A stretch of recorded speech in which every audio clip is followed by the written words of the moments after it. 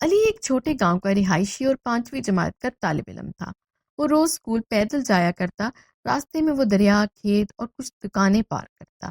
ایک دن اسکول سے واپسی پر اسے ایک بٹوا راستے میں پڑا نظر آیا۔ اس نے بٹوا اٹھایا اور فوراً اسے کھولا تاکہ پتہ چلے کس کا ہے۔ بٹوے میں کچھ رقم اور ایک شناختی کارڈ موجود تھا۔ علی کو اندازہ ہوا کہ یہ بٹوا کسی بزرگ کا ہو سکتا ہے، کیونکہ کارڈ پر عمر زیادہ لکھی ہوئی تھی۔ علی کے دوست سلیم نے کہا، اتنی رقم قسمت سے ملی ہے، اپنے کام میں لاؤ۔ مگر علی نے اپنے والد کی بات یاد کی کہ بیٹا، جو چیز تمہاری نہ ہو اسے واپس کرنا فرض ہے۔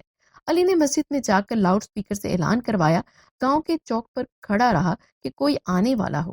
شام کو ایک بزرگ روتے ہوئے مسجد پہنچے جو اعلان سن کر آئے تھے۔ وہ شدید پریشانی میں تھے کیونکہ وہ رقم ان کی بیمار بیوی کی دوا کے لیے تھی۔ علی نے فوراً بٹوا ان کے حوالے کر دیا۔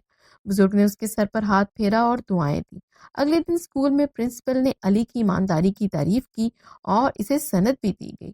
پورے گاؤں میں علی کی ایمانداری کا چرچا ہونے لگا اور اس کے والدین بھی بہت فخر محسوس کر رہے تھے۔